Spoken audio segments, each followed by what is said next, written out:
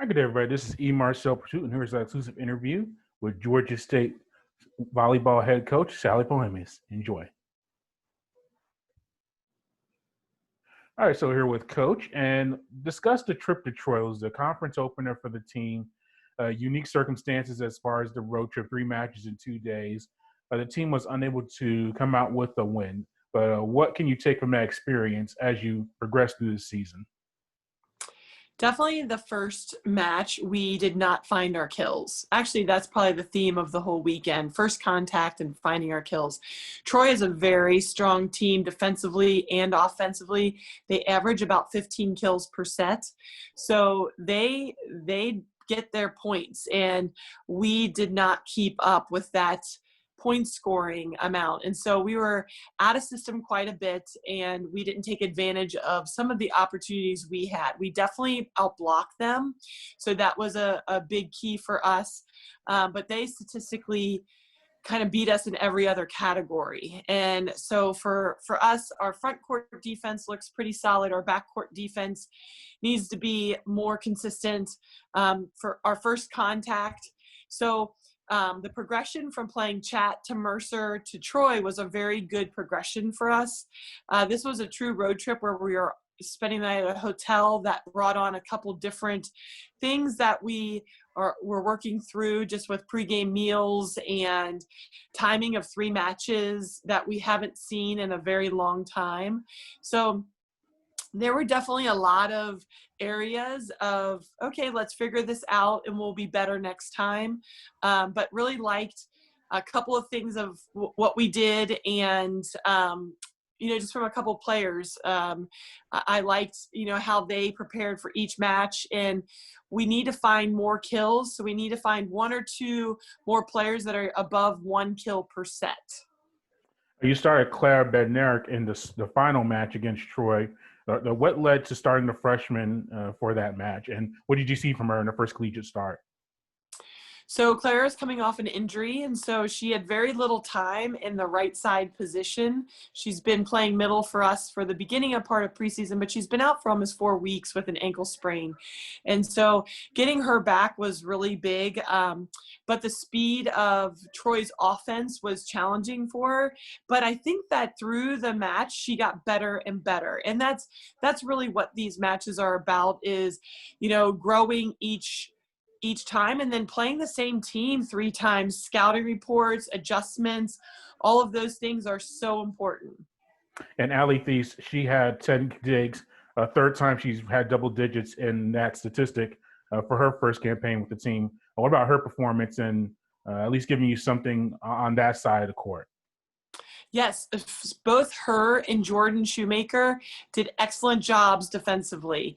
Really dug the line well, covered the right back position. I was very happy with their defensive, not only their output, but also their effort.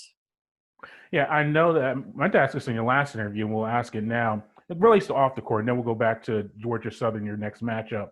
The NCAA has released their new recruiting calendar, and I guess it's a dead period now to the end of the calendar year. How's that affecting just your recruiting and your team building at this time of year, as opposed to in comparison to previous years? Have you adjusted to that ruling? Well, I think that question has so many layers, because there's only 4 conferences that are playing currently right now. And so you have, most coaches are not playing, and so they could be communicating with recruits a little bit more. Recruits aren't able to come on our campus. We're not able to, hold on 1 second, sorry. We're not able, should I start over? No, you're just keep going. Okay. So there's, I feel terrible for the seniors in high school right now that haven't committed. That's the hardest part, is we haven't seen them play since the beginning of March, and some of their high schools are playing, some of them aren't. So there's just a lot of unknown still for those seniors in high school, where normally they would have their decision made by October, November, and there's still going to be a lot of unsigned seniors. Now that you've played some matches, including conference play, Do you like the approach of the Sun Belt having, I guess, this setup? You're going to play potentially half of your schedule now and then half in the spring, as opposed to some other conferences that have just shut it down completely and are going to go full tilt once the year turns into the spring. Do you like this format, or are you used to it now, or would you have preferred possibly to just hold everything back until 2021? Well, I think we're very lucky and blessed to be playing in the fall. Um, I think that so for the Sun Belt, we're actually going to have our conference tournament in the fall, which is not like the other three conferences that are playing. So for us, this is probably going to be our main season. We will probably get to play some matches in the spring, but not have a full conference schedule. So that's a little bit different than SEC, ACC, and the Big 12. But for us, this feels like a true fall season, which is great, and we are attacking it in that way. Sure. And now you have Georgia Southern coming up this weekend, or actually Thursday and Friday. What's the team working on in practice to improve and get more kills, as you mentioned, before the state rival comes into town? Yes, that's always an emotional match, great, hard fought match. Georgia Southern has done a really nice job building their roster and, just getting the pieces. This is Chad's second year, and having the pieces there that will continue to help him run his offense and defense. They always are very scrappy, very similar to Troy, and they just don't let balls drop.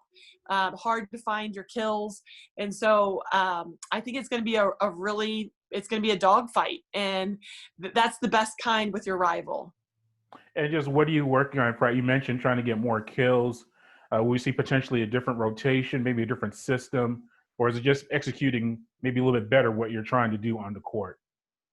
Really executing and fine-tuning those small things. We have to be able to set more of our offense and just get a better first contact for our quarterback / our setter to be able to run that offense. And so that's been a priority for us from the get-go. We've had some personnel changes in our lineup just through injuries and different things like that. So I've been really impressed with how our team has adjusted to that. But, that's every team is going to have those things happen.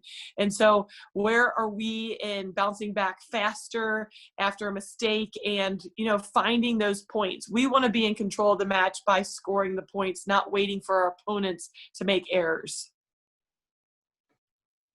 And that was Sally Polhamus, head coach of Georgia State Volleyball. We thank her for her time meeting with us. Just a little bit behind the curtain, we're recording this in the evening. We usually do these in the afternoons, but there's been a change in my schedule availability. So we're going to see a lot more of these interviews at nighttime, and that's good. I think it actually makes potentially some more availability. I personally like to be in bed pretty early. So we're going to try to figure it out, a lot going on. But we thank Sally once again for speaking with us about the team and their struggles against Troy. But now they have Georgia Southern coming up over the next few days, and just a unique schedule that they're going with. And with the Sun Belt, what they're doing is they kind of do this usually, but in essence, they're going to play 3 to 4 matches over a 2-day period, just to limit travel. Obviously, with everything going on, we have to go into details with that. But they're doing it that way, and that approach, and so it brings some unique challenges. And also good to hear about the recruiting process and about the Sun Belt, because they are the only, actually it's them, it really is them, the ACC, the Big 12, and I should know the other conference that is participating in volleyball in the fall, but it's a very small number, and the Sun Belt's one of them. So it was good to hear from her about how they're handling the adjustments to the different type of schedule.